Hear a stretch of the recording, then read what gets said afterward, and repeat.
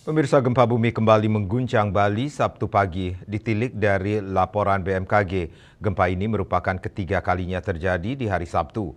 Bahkan dua diantaranya terjadi di Gianyar dengan lokasi di darat, sehingga kerusakan yang ditimbulkan cukup banyak. Sebelumnya gempa juga terjadi pada hari Sabtu yakni pada 14 September 2024.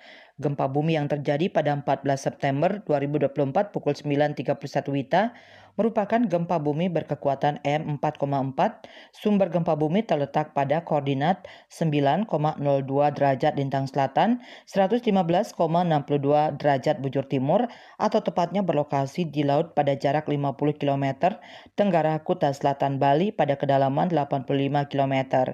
Gempa bumi tersebut merupakan jenis gempa bumi menengah akibat adanya aktivitas subduksi lempeng Indo-Australia di bawah lempeng Eurasia dengan mekanisme pergerakan naik.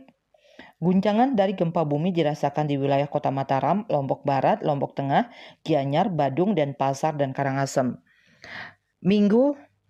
Seminggu sebelumnya, 7 September 2024, gempa bumi juga terjadi pada pukul 9.51 menit 44 detik WITA berkekuatan M4,9.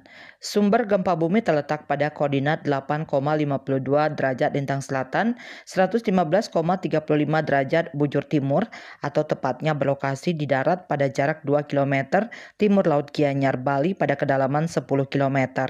Gempa yang terjadi merupakan jenis gempa bumi dangkal akibat aktivitas sesar aktif di darat dengan mekanisme pergerakan turun.